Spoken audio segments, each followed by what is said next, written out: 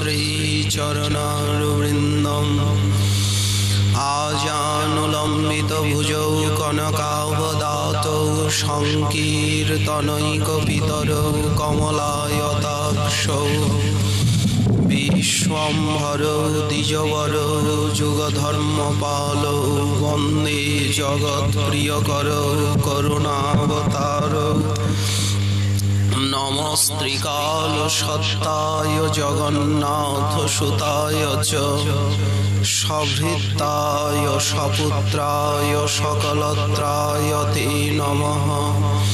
बर्हापीराभिरामं मृगमदतिलकं कुण्डलाक्रान्तगण्डं कञ्जाक्षं कम्बुकण्ठं स्मितसुभगमुखं स्वाधरेण नस्तवेणुं श्यामं शान्तं त्रिभङ्गं रविकरवसनं भूषितं वैजयन्ता वन्दे वृन्दावनस्थं युवतिशतवृतं ब्रह्मगोपालवेशं तप्तकाञ्चन गौराङ्गी राधे वृन्दावनेश्वरी वृषभानुसुते देवी त्वां नमामि हरिप्रिये।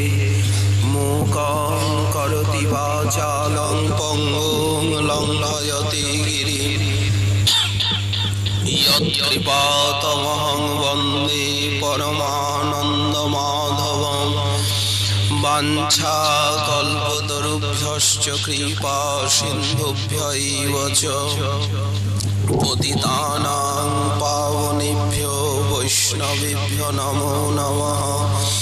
हरिभक्तिपरायणार्चे च हरिनामपरायणा दुर्वृत्ता वा सुवृत्ता वा तेषां नित्यं नमो नमः। नमो धर्माय महते नमः कृष्णाय वेधसे ब्राह्मणेभ्यो नमस्कृत्य धर्मान् वक्ष्ये सनातनान् नारायणं नमस्कृत्य नरं चैव नरोत्तमं देवीं सरस्वतीं व्यासं ततो जयमुदीरयेत्। जय रूप सनातन भट्ट रघुनाथ श्रीजीव गोपाल भट्ट दास रघुनाथ। এই ছয় গোসাইয়ের করি চরণ বন্দন যাহা হইতে বিঘ্ন নাশ অভীষ্ট পূরণ।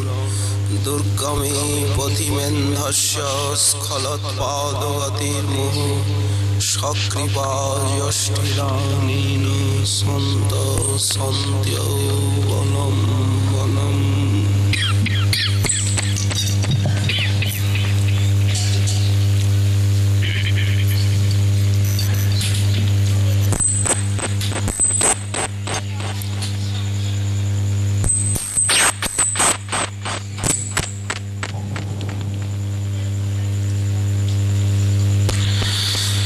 যুগল চরণ সেবা যুগল চরণ ধ্যায়া যুগলে মনের প্রীতি যুগল কিশোর রূপ কামরতি গণভূপ আমার মনের রীতি কলিযুগ পাবনাবতার প্রেম পুরুষোত্তম স্বয়ং ভগবান পরতত্ত্ব সীমা শ্রী শ্রী শ্রীকৃষ্ণ চৈতন্য মহাপ্রভু পরম অন্তরঙ্গ প্রিয় পার্ষদবর্য বিশ্ব বৈষ্ণব বরেণ্য চূড়ামণি রূপানুগ প্রবর প্রেম ভক্তির মহারাজ শ্রীল নরোত্তম দাস ঠাকুর মহাশয় তার প্রেম ভক্তি চন্দ্রিকা নামক মহাগ্রন্থে 43 সংখ্যক ত্রিপদীতে রূপানুগ গৌড়ীয় বৈষ্ণবের সাধন ভজনের পরিপাটি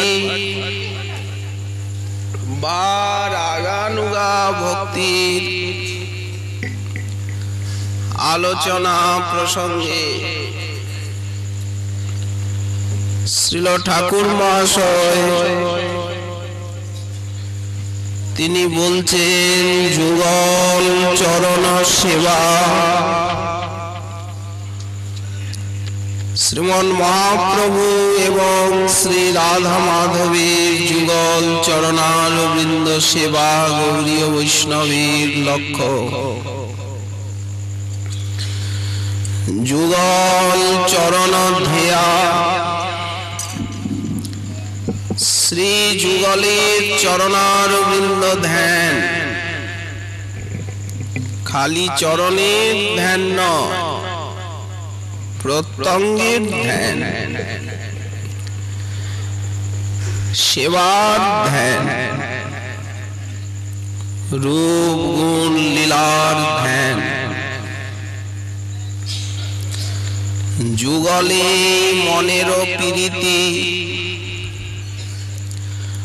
মনের সম্পূর্ণ প্রীতি বা ভালোবাসাটুকু যুগল চরণে দেওয়া। ভালোবাসা ক্ষেপে আছে, ভালোবাসা ভীষণ রাগ করেছে, কারণ ওকে এখানে সেখানে দিয়ে এতদিন যা খাটাখাটনি করানো হয়েছে ও রাখবে না, যোগ্য স্থান পায়নি। মনেরও মেজাজ ভালো নয়। আমাদের মন এত ক্ষেপে আছে কেন? ওকে দিয়ে গোবিন্দের মনন করানো হয়নি, খাটানো হয়েছে, কিন্তু গোবিন্দের কাজে নয়। এই ভালোবাসা, এই মন ধন্য হবে গোবিন্দের দিয়ে যদি তাকে দেওয়া যায়। সকল বিপত্তি যাবে, মহানন্দ সুখ পাবে। যার হয় অনন্য ভজন, এই অনন্য ভজনের রাস্তা ধরতে হবে। এর উপায় কি? অনন্য ভজন কাকে বলে?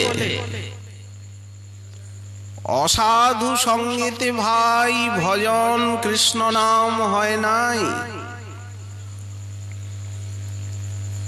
নামাক্ষর বাহিরায় বটে, সে তো কভু নাম নয়, সে নাম আভাস। ভক্তির আভাসকে ছেড়ে দিয়ে, নামাভাসকে ছেড়ে দিয়ে অনন্য ভজনের রাস্তা ধরা। যার হয় অনন্য ভজন। এই অনন্য ভজনের রাস্তাটা কি? ভজন করিবে যদি ভাই সাধু সঙ্গ করো, ভক্তি মুক্তি, দেহ সুখ, মনসুখ, ইন্দ্রিয় সুখ, শালগ্রাম দিয়ে বাদাম ভাঙা, ভক্তি দিয়ে উপজীবিকা। তাই ভক্তি মুক্তি সিদ্ধির লালসা দূরে পরিহর। 10 অপরাধ তজ। কে সম্মান করলো, কে অপমান করলো, বয়ে গেল।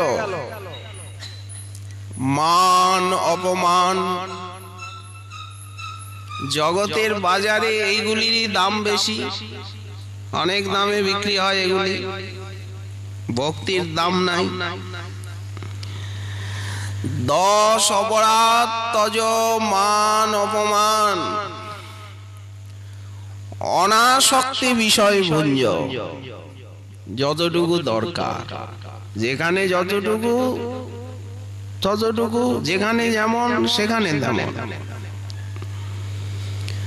অনাসক্তি বিষয় ভুঞ্জ লহ কৃষ্ণ নাম।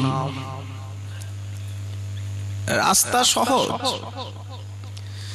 জীব গোস্বামী পাদ বললেন ভক্তি সুবোধ্যা সরলা, কিন্তু মহৎ কৃপা ব্যতীত, শুদ্ধ ভক্তির কৃপা ব্যতীত ভক্তি সুদূরবোধ্যা এবং সুদুর্লভা। দুটোই শাস্ত্র দেখালেন, সুলভা সুদুর্লভা, সুবোধ্যা এবং সুদূরবোধ্যা, দুটি দিক। যুগলে মনের প্রীতি, বলা সহজ কিন্তু আচরণ করা বড়ই যে কঠিন। দেহাবেশ বাধা দেয়, জগতের দিকে মন বারবার নেমে আসে। জগন্নাথের দিকে মন যায় না। কেন যায় না বললেন, ইন্দ্রিয়গুলিকে বহির্মুখ করেই ব্রহ্মা সৃষ্টি করেছে। ইন্দ্রিয়গুলিকে এইভাবে বহির্মুখী করেই তো সৃষ্টি করা হয়েছে। ব্রহ্মা আগে সৃষ্টি করেছে অবিদ্যাকে। অবিদ্যা আবার পঞ্চপর্বা, তামিশ্র, অন্ধতামিশ্র, মোহ, মহামোহ, তম। ব্রহ্মা আগে এগুলি সৃষ্টি করেছেন, তারপরে সনকাদি ঋষি। তাহলে এই সংসারে আছে কি? 5টা জিনিস আছে। তামিশ্র অন্ধকার, এ আলো বাতিতে যায় না, সূর্য চন্দ্রে যায় না। সূর্য চন্দ্র বাইরের তাপ তমন আসে, হৃদয় গুহার অন্ধকার দূর করতে পারে না। কোটি সূর্য নয়। তামিশ্র অন্ধতামিশ্র। কিং কিং নস বিস্মরন্তি ইহ মায়া মোহিত চেতসাম। শ্রীমদ্ ভাগবত বললেন, আমরা রোজ স্বপ্ন দেখি, রোজ ভুলে যাই, মনে থাকে না। সংসার স্বপ্ন রোজ দেখছি, রোজ ভুলে যাচ্ছি। স্রোতের জলের মতো সব ভুল। মৃত্যু হবে, সব ভুল হয়ে যাবে। এই জন্মটা আর মনে থাকবে না। আছে কি পূর্বজন্ম? সব ভুলিয়ে দিচ্ছে, অন্ধ বানিয়ে দিচ্ছে। জ্ঞানীর জ্ঞান, বিদ্বানের বিদ্যা মাঠে মারা যাচ্ছে। দেহ কারাগারের বাইরে যাওয়ার রাস্তা খুঁজে পাওয়া যাচ্ছে না। একটি রাস্তা, ওই ভক্তি। এই জন্য অন্ধতা মিশ্র। মোহ, মহামোহ, তম। এই সংসারে 5টা জিনিস, কুয়াশা, কিছু দেখা যাচ্ছে না। কে আমি, কেন আমার এই যারে তাপত্র। উপায় কি? ঠাকুর মহাশয় রাগানুগা ভক্তির কথা বলছেন, এ তো অতি উচ্চ কোটি। যুগলে পুরো মনটা দিতে হবে, এই তো উনি বলছেন। উনি তো পার্ষদ, সাক্ষাৎ ব্রজের চম্পক মঞ্জরী। উনি তো মন চিরকাল দিয়েই আছেন। আর মাদৃশ জীব হচ্ছে নিত্যবদ্ধ জীব। দুই রকম, নিত্য মুক্ত ভুঞ্জে কৃষ্ণ সেবা সুখ, আর নিত্যবদ্ধ যেই সে ভুঞ্জে নরকাদি দুঃখ। এই দেশের লোক নিত্য মুক্তরা ও দেশে। তো এই দেশের যারা নিত্যবদ্ধ তারা কি করে মনটা যুগল চরণে দেবে? এই যে বলছেন যুগলেই মনেরও প্রীতি, এদেশের লোকের কাছে তো এটা বড়ই কঠিন। তারপরে অবিদ্যা, অস্মিতা, রাগ, দেশ, অভিনিবেশ এই দিকে টানছে।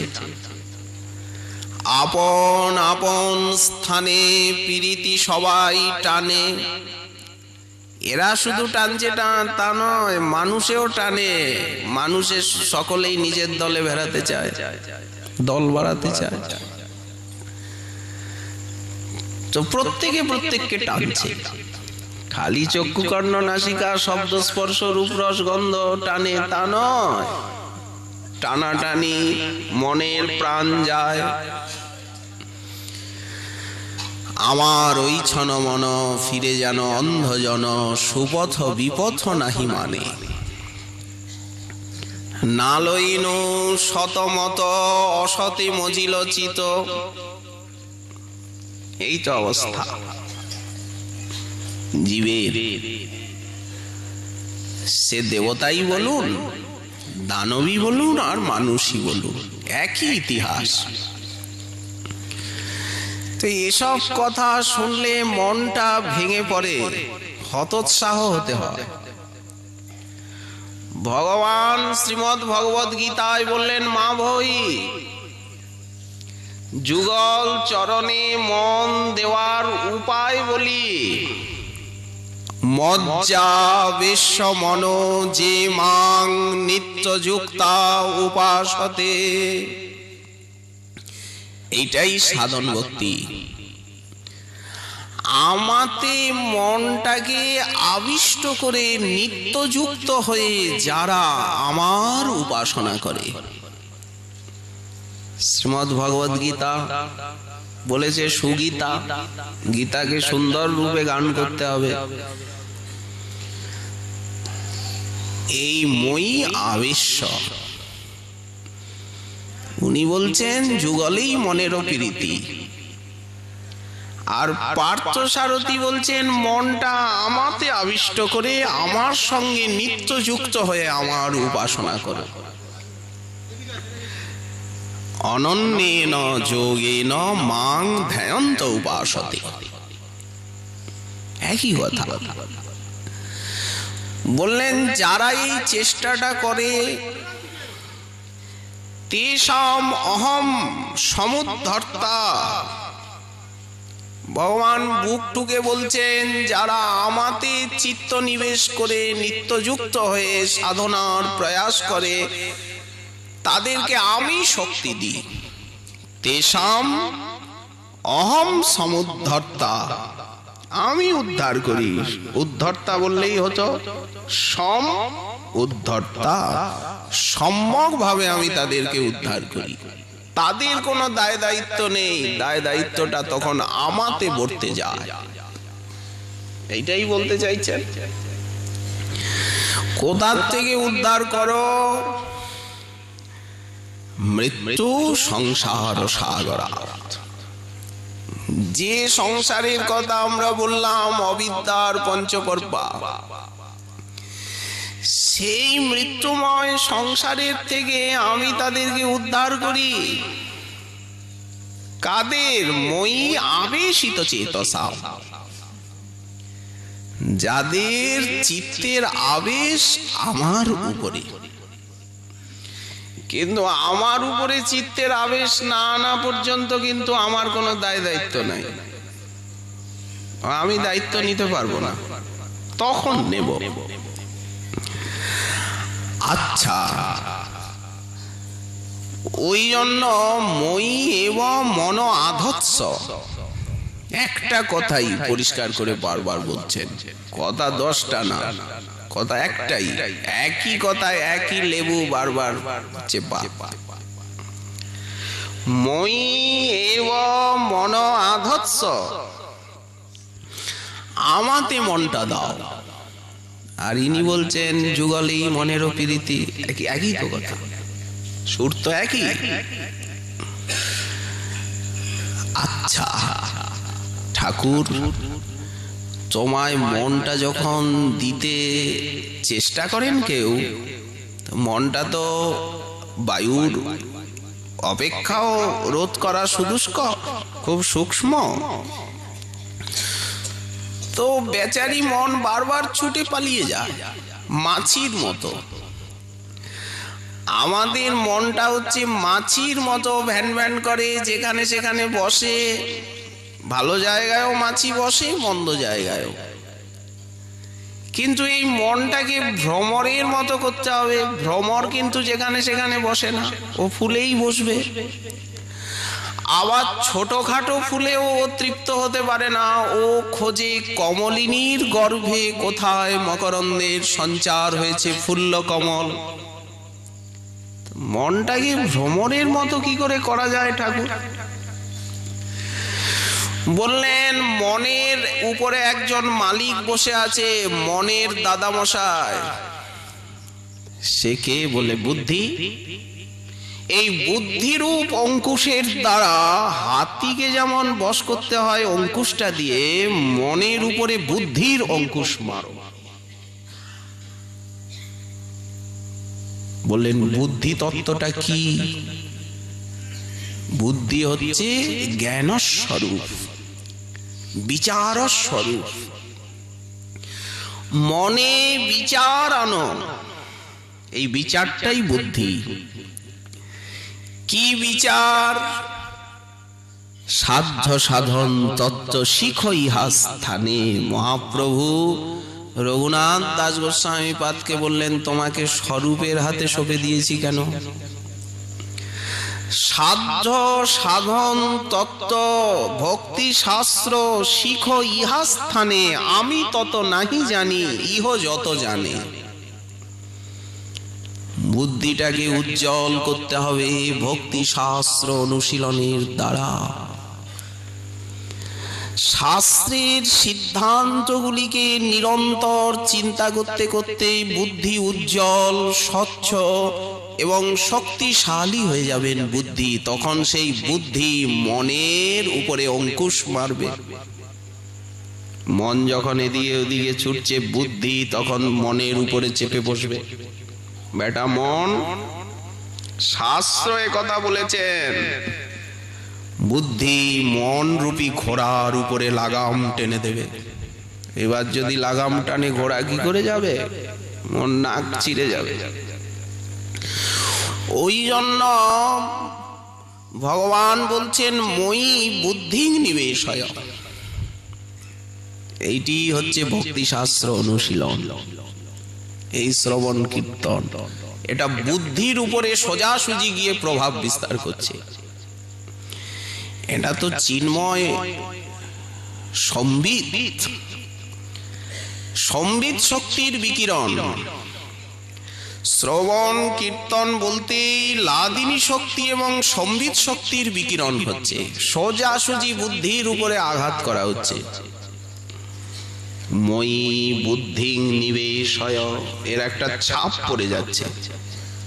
যেমন বন্যার জলের একটা দাগ পড়ে, এত দূর আগের বার জল উঠেছিল, ঠিক সেই রকম একটা জীবন জনীন সংস্কারের সৃষ্টি করছে। নীতিশাস্ত্র বলেন যে কুয়োর পাড়ের পাথরটা মাটির কলসি রেখে রেখে রেখে রেখে কুয়োর পাড়ের পাথরটা কি করে ক্ষয় হয়ে গোল হয়ে গেছে? মাটিতে পাথর ক্ষয় হয়? কুয়োর পাড়ে দেখবেন মাটির কলসি রেখে রেখে পাথরগুলো ক্ষয় হয়ে এইরকম গোলাকার হয়ে যায়। দড়ি দিয়ে টানছে না কুয়োয় যে জল তোলে, সেই দড়ি তো কোমল, দড়ির আঘাতে পাথর কেটে যায়। ভগবান এই পাথর কাটাটা কি? পাথর ঘষে গিয়ে চিহ্ন হওয়াটা কি?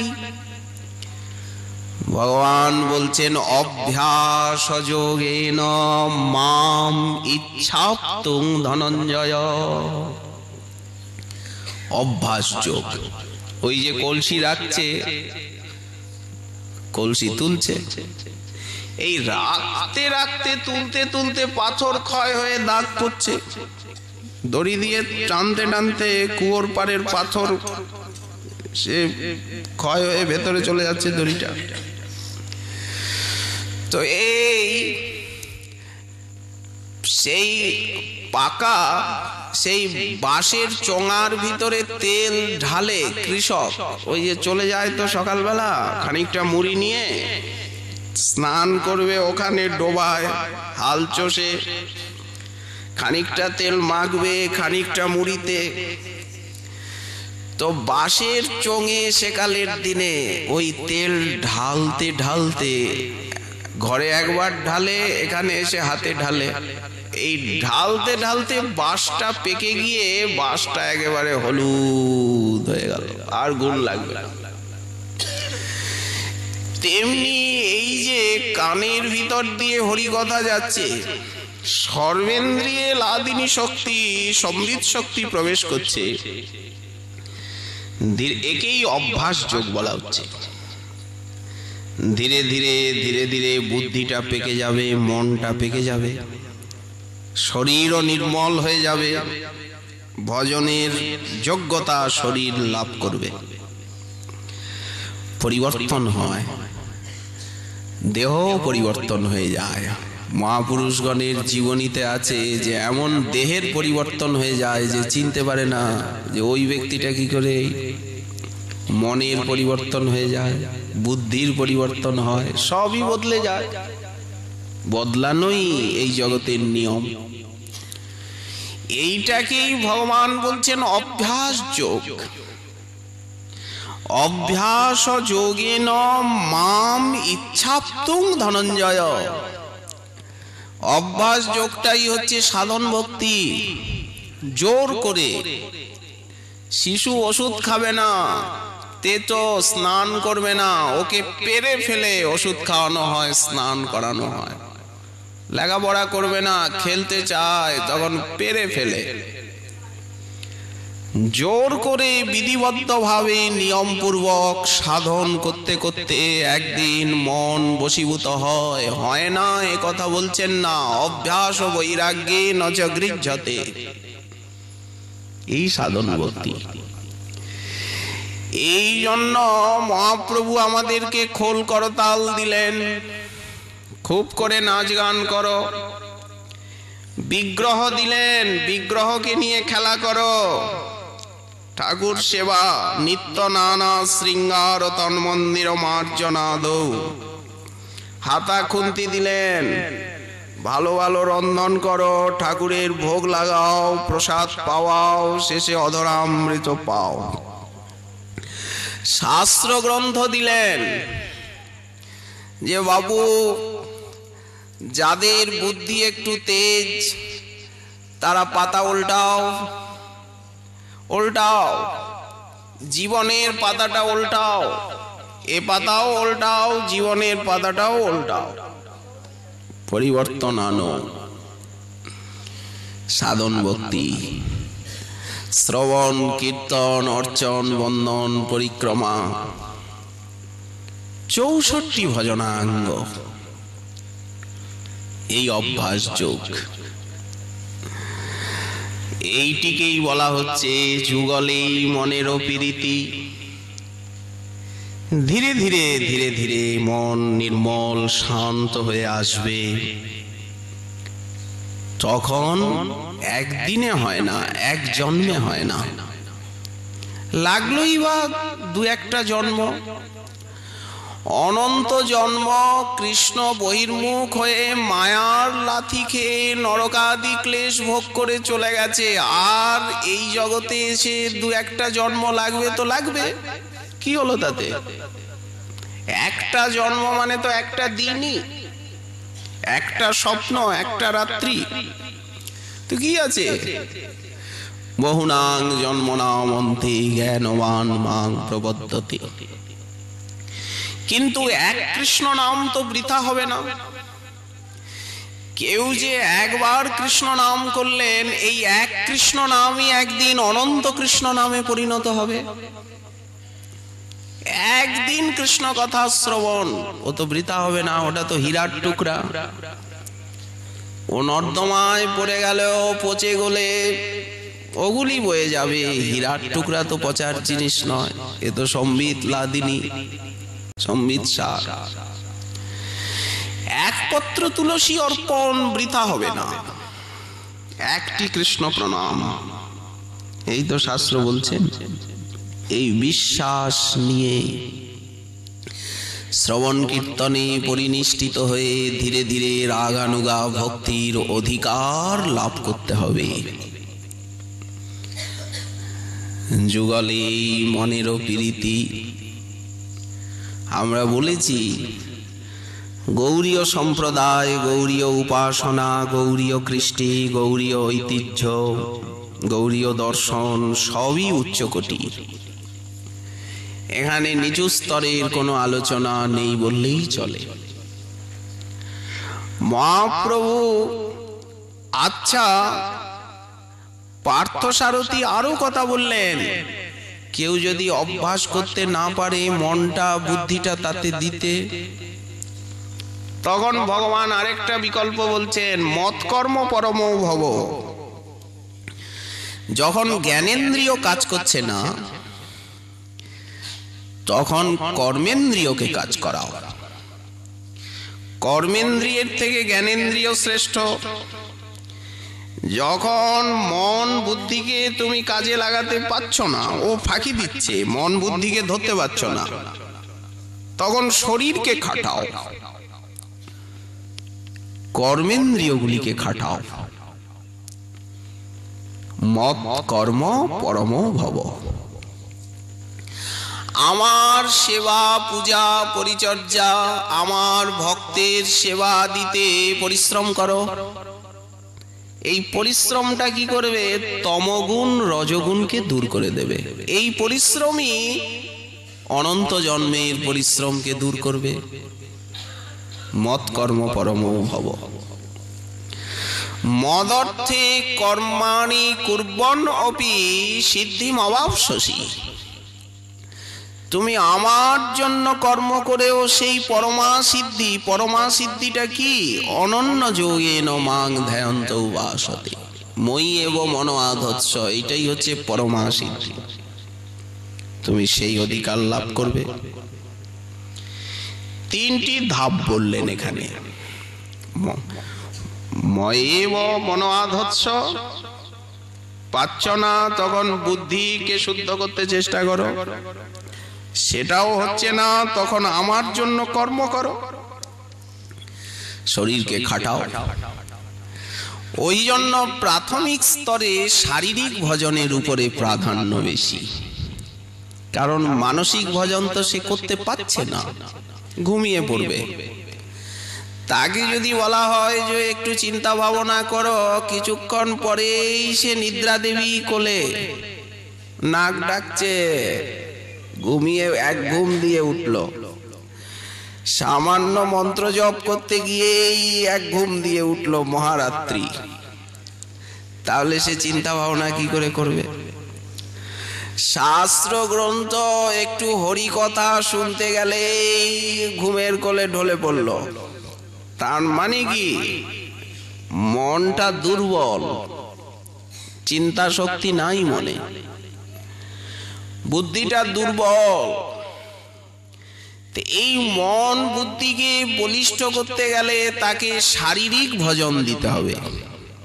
ঘুমাবে না? যাও পরিক্রমা করো, ঘুমতো যাও, পুষ্প চয়ন করো, তুলসী চয়ন করো, মন্দির মার্জন করো, তখন নিদ্রা অলসতা বাপ বলে পালাবে।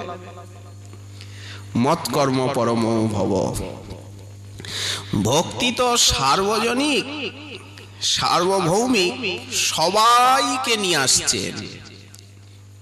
কেউ যাতে বাদ না পড়ে, কেহ যেন বঞ্চিত না হয়, এমন বিধি দিতে হবে যেটা সবার অনুকূল হয়। এই সার্বভৌমিক ভক্তি সাধনা।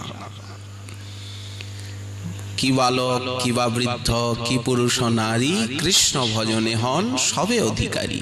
তাহলে বালককেও রাস্তা দিতে হবে, বৃদ্ধকেও রাস্তা দেখাতে হবে, যুবককেও দেখাতে হবে, এমনকি পশু পক্ষীর পর্যন্ত ভগবত ভজনে অধিকার। রাজর্ষি ভরতাদি তারা হরিণাদি জন্মে ভগবানের ভজন করলেন। ভক্তির এত দূর ব্যাপ্তি। মহাপ্রভু যখন সাধ্য সাধন তত্ত্বের আলোচনা করছেন, আমাদের তো রাম, নৃসিংহ, বামন, বরাহের উপাসনা নয়, যুগলেরই তো উপাসনা, ওখানে তো যেতে হবে। মহাপ্রভু রামানন্দ রায়কে প্রশ্ন করলেন, বিদ্যার ভিতরে কোন বিদ্যা সার? কৃষ্ণ ভক্তি বিনা বিদ্যা নাহি আর। ভক্তিকে বোঝানোর জন্যই তো সমস্ত শাস্ত্র গ্রন্থ। আচ্ছা, সম্মান সকলেই চায়, কেউ অপমানিত হয়ে বাঁচতে চায় না জগতে। কীর্তিগণ মধ্যে কোন কীর্তি সার? কৃষ্ণ ভক্ত বলি খ্যাতি হয় যার, উনি শুদ্ধ ভক্ত, এর থেকে বড় সম্মান নাই। দেখুন, সম্পত্তি, দারিদ্রতাকে বলেছে অভিশাপ। এই জগতে কেউ দরিদ্র হয়ে বাঁচতে চায়? ভক্তের কথা আলাদা। সম্পত্তির মধ্যে জীবের কোন সম্পত্তি গণি? রাধা কৃষ্ণে প্রেম যার সেই বড় ধনী। রাধা কৃষ্ণ প্রেমের কথা বললেন, অন্য প্রেম তো, নারায়ণ প্রেম তো বললেন না। দুঃখ মধ্যে কোন দুঃখ হয় গুরুতর? কৃষ্ণ ভক্ত বিরহ বিনা দুঃখ নাহি আর। ভক্ত সঙ্গ না পেলে কত কষ্ট। স্বয়ং ভগবান পর্যন্ত ভক্ত সঙ্গে ব্যাকুল। যখন রামানন্দ রায় বললেন প্রভুকে, তুমি যখন এসেছো দয়া করে আর দিন 10 থেকে যাও আমার চিত্ত শুদ্ধ করতে।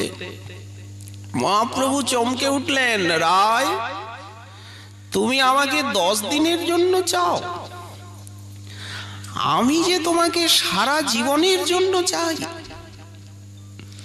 তুমি আমি নীলাচলে রহিব এক সঙ্গে, সুখে কাটাইব কাল কৃষ্ণ কথা রঙ্গে। কি করে সময় কাটাবো? সময় কাটবে কি করে ভক্ত সঙ্গ ছাড়া, শ্রবণ কীর্তন ছাড়া? ওই জন্য পুরাণ বললেন, যাদের মুখে হরি কথা, যাদের কানে হরি কথা, জন্মে জন্মে তাদের সঙ্গ চাই। কি করে সময় কাটাবো? একা একা কেউ বাঁচতে পারে? এই জগতে একা বাঁচা যায় কি? সঙ্গী চাই। সেই সঙ্গ পেয়ে যখন হারিয়ে যায়, রামচন্দ্র কবিরাজের সঙ্গ পেয়ে হারিয়ে ফেললেন ঠাকুর মহাশয়। রামচন্দ্র কবিরাজ আগে অপ্রকট হয়ে গেলেন, বয়স বেশি না, চলে গেলেন গুরু বিরহে। ঠাকুর মহাশয় একাকী হয়ে পড়লেন। এত শিষ্য সেবক, উনি কাঁদছেন, আজ আমি সঙ্গহারা। শ্রীনিবাস আচার্য প্রভু নেই, আমার আশ্রয় দাতা। দীক্ষা গুরুদেব নেই, শিক্ষা গুরুদেব নেই, আশ্রয় দাতা গুরুদেব নেই, বন্ধু নেই। আজ আমি অসহায়, আমি দুর্বল, আমি অনাথ। যে আনিল প্রেম ধন করুণা প্রচুর, হেন প্রভু কোথা গেলা? আচার্য ঠাকুর শ্রীনিবাস আচার্যের কথা বলছেন। আমার প্রিয় বন্ধুবর রামচন্দ্র কবিরাজ কোথায়? এ জীবনে আর তাকে আমি পাবো না। রামচন্দ্র কবিরাজ, তার সঙ্গে মোর কাজ। এই কাজটা কি? ভক্তি শাস্ত্রের আস্বাদন, ইষ্ট গোষ্ঠী অনুভূতির আদান প্রদান, আর কোনো কাজ না। তার সঙ্গে মোর কাজ, তার সঙ্গ বিনা সব শূন্য। বড় বড় রাজা মহারাজা যার শিষ্য, সে বলছে সব শূন্য, আমার জীবনটা অন্ধকার। যদি জন্ম হয় পুনঃ রামচন্দ্র সঙ্গ হয় যেন, যদি নরোত্তম দাস কোনোদিন আবার এই পৃথিবীতে জন্ম নিয়ে আসে, যেন রামচন্দ্র কবিরাজের মতো বন্ধু পায়, তবে হয় নরোত্তম ধন্য। কি মার্মিক কথা! রামচন্দ্র সঙ্গ মাগে নরোত্তম দাস। রামচন্দ্র বলতে কি রসিক অনুভবী ভক্তের সঙ্গ, এটা কত দুর্লভ! সাধনার সিদ্ধি এটি। তেমনি মুক্ত, মুক্তদের মধ্যে কারা মুক্ত শিরোমণি? যাদের যুগল চরণার বৃন্দে প্রেম, তারাই মুক্ত শিরোমণি। গান তো সবাই করে, গান স্বল্প বিস্তর সবাই ভালোবাসে। গান মধ্যে কোন গান জীবের নিজ ধর্ম? রাধা কৃষ্ণের প্রেম কেলি, এইখানে দেখুন কেলি বলা হচ্ছে, কেলি বলতে কুঞ্জ কেলি, যে গীতের মর্ম, অন্য গান নয়।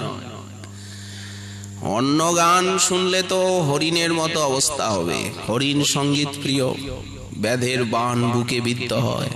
ওই জন্য হরিণকে 24 গুরুর ভিতরে এক গুরু করা হয়েছে, ওই শিক্ষাটাও দিয়েছে।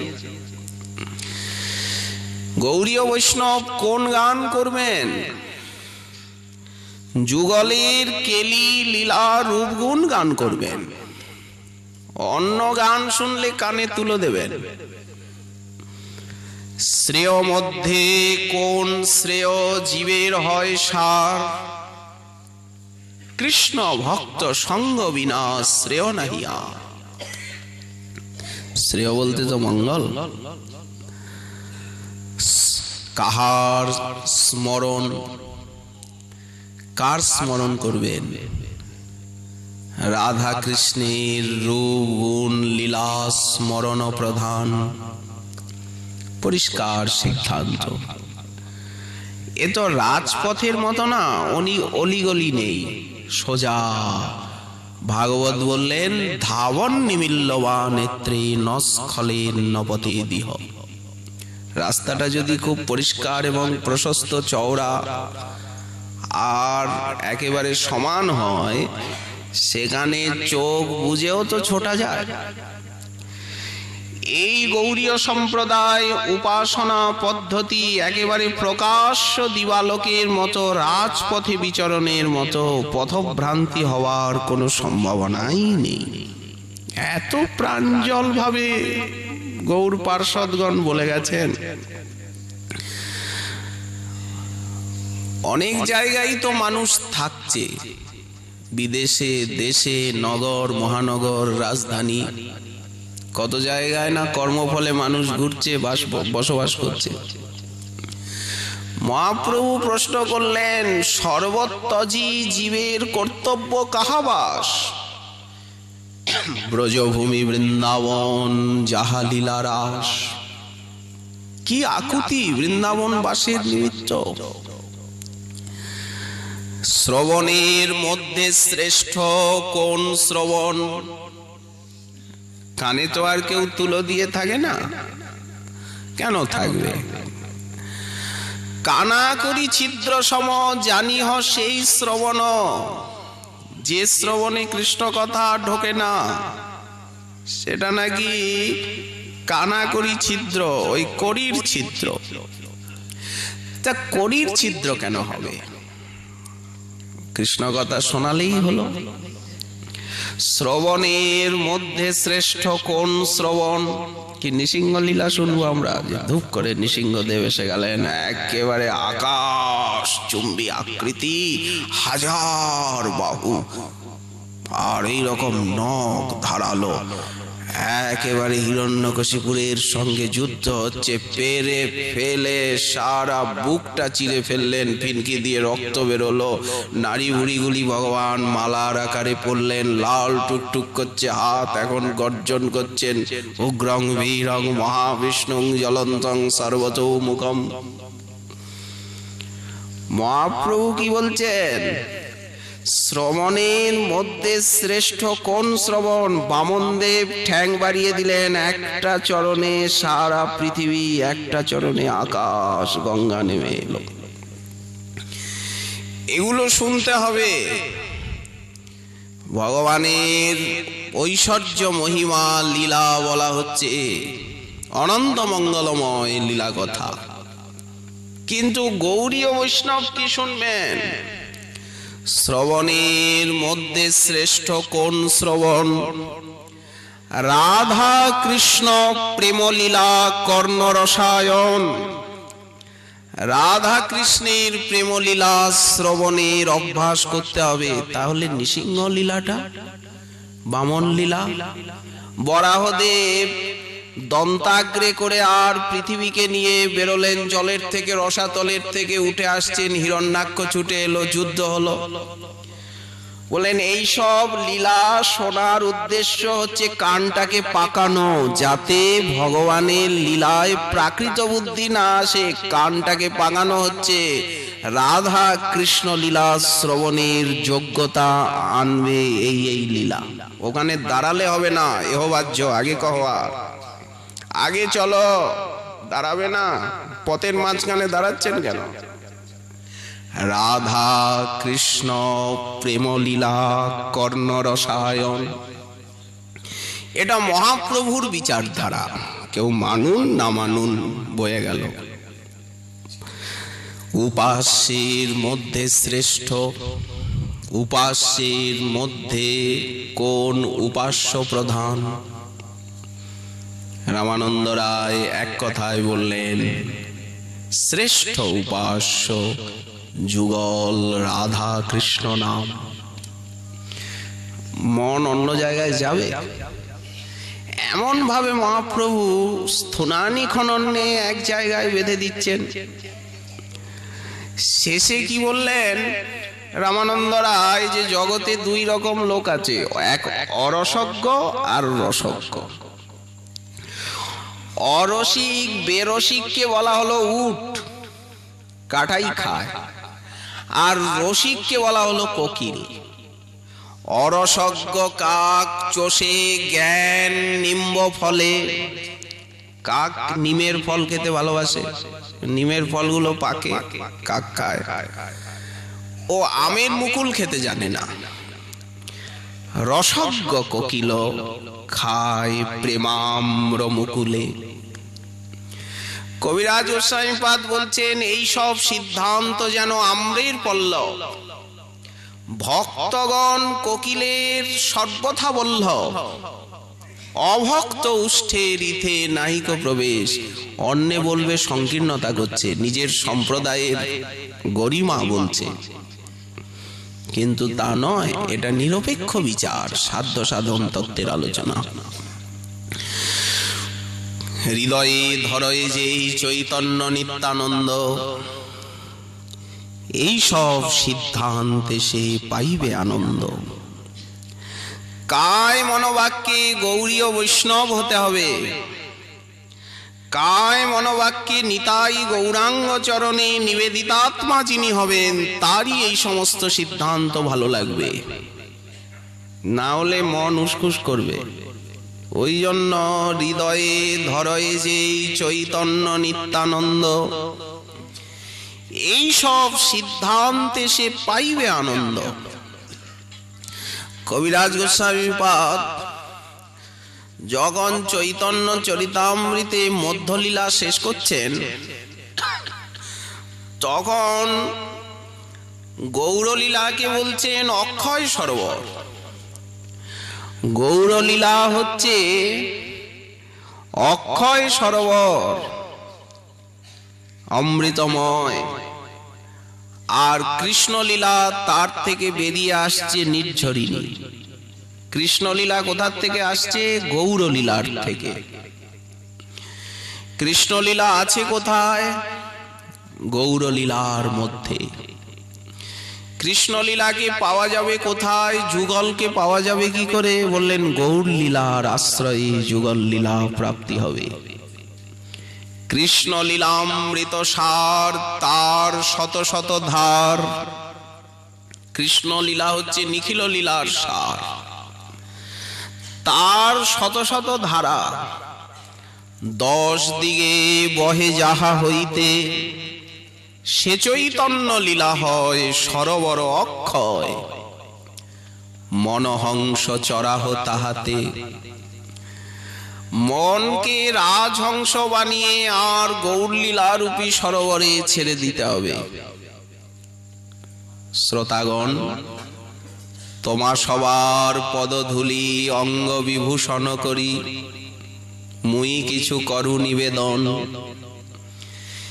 এই গৌরলীলা রূপী অক্ষয় সরোবরে রাশি রাশি কমল ফুল ফুটে আছে একদিকে। এই কমল ফুলগুলো কি? কৃষ্ণ ভক্তি শাস্ত্রগণ এই প্রফুল্লিত পদ্মবন। এই যে এক একটি গোস্বামী পাদগণের বাণী, এইগুলি হচ্ছে গৌর লীলা রূপী সরোবরে বিকশিত কমল। কৃষ্ণ ভক্তি শাস্ত্রগণ, কৃষ্ণ ভক্তি সিদ্ধান্তগণ যাতে বিকশিত পদ্মবন। এই যে প্রত্যেকটা শ্লোক, প্রত্যেকটি পদ পদাবলী গৌরলীলা রূপী সরোবরে বিকশিত কমল। তার মধু অর্থাৎ মাধুর্য কর আস্বাদন। আর একদিকে ফুটে আছে নাম রূপ গুণ লীলা সংকীর্তন রূপী কুমুদবন। রাত্রি দিন ফুটে আছে। কুমুদ ফুল তো দিনে বন্ধ হয়ে যায়, রাত্রে কমল বন্ধ হয়। বললেন না, দিবারাত্র সমভাবে বিকশিত। প্রেমরস কুমুদ বনে প্রফুল্লিত রাত্রি দিনে, তাতে চড়াও মনোভৃঙ্গগণ। মনোভৃঙ্গকে চড়াও। একদিকে ভক্তি শাস্ত্রের অনুশীলন করো, অপরদিকে সংকীর্তন রসরসিক হও। এইটাই গৌরলীলার ভিতরে দুটি সম্পত্তি আছে, ভক্তি শাস্ত্র আর সংকীর্তন। চারি ভাবের ভক্তগণ হংস চক্র বাকগণ। গৌরলীলায় 4 ভাবেরই ভক্ত আছেন, যাতে সবে করেন বিহার। কৃষ্ণ কেলি সুমৃণাল। যেমন যেখানে পদ্মফুল ফুটে আছে সেইখানে মৃণাল পাওয়া যায়, পদ্মের লতিকা, রাজহংস আহার করে। তো এই গৌরলীলা রূপী অক্ষয় সরোবরেতে কৃষ্ণ কেলি, রাধা কৃষ্ণের কেলি রূপী সুন্দর মৃণাল আছে। কৃষ্ণ কেলি সুমৃণাল, যাহা পাই সর্বকাল ভক্ত হংস করয়ে আহার। তাহলে যুগল লীলাকে বলা হচ্ছে সুন্দর মৃণাল, রাজহংসের ভক্তরূপী রাজহংসের আহার। সেই সরোবরে গিয়া হংস চক্রবাক হইয়া সদা তাহা করহ বিহার। খণ্ডিবে সকল দুঃখ, পাইবে পরম সুখ। কবিরাজ গোস্বামী পাদ তো মহর্ষি, ব্যাস শুক নারদ এরা গৌর পার্ষদগণের কাছে শিশু। গৌর পার্ষদগণ সাক্ষাৎ রাধারানীর মহাপ্রভুর কায়ব্যূহ। সেখানে ব্যাস শুক নারদাদির থেকে অনন্ত গুণে তারা মহান, সবাই মহর্ষির মহর্ষি।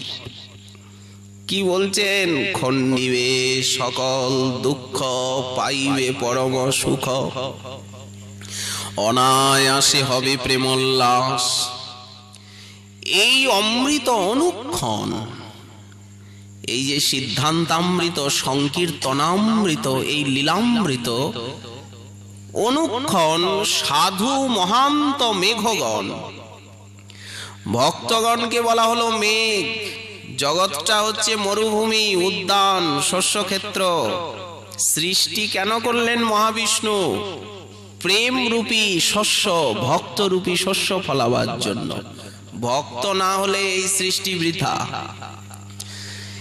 এই অমৃত অনুক্ষণ সাধু মহান্ত মেঘগণ বিশ্বদানে করে বরিশন।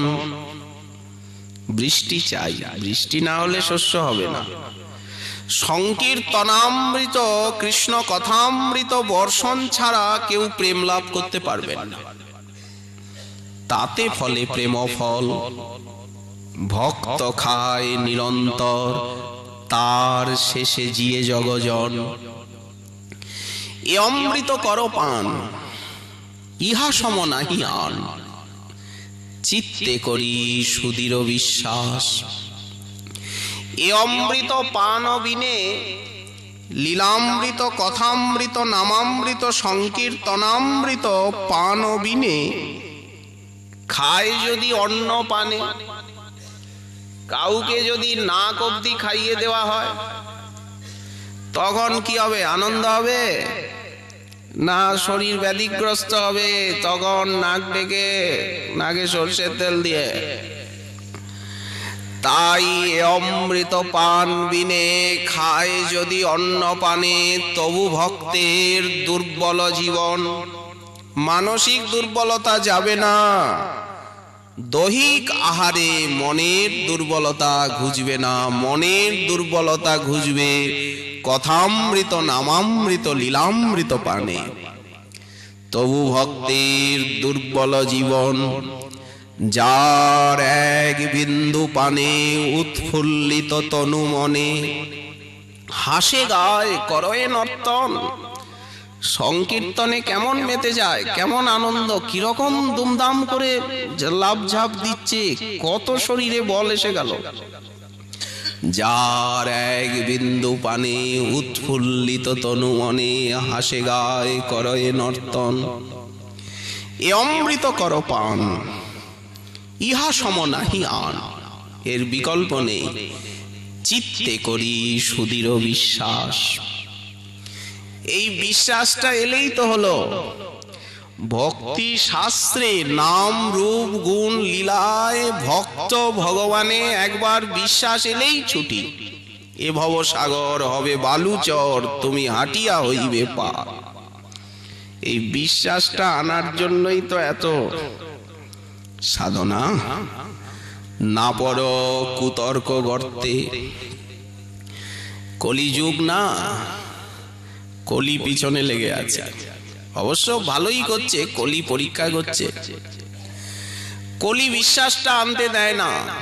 নানা কুসঙ্গ, একটু শ্রদ্ধা বিশ্বাস এলেই এমন সব সঙ্গ এসে জোটে যে সঙ্গ এসে সবকিছু ভঙ্গ করে দেয়।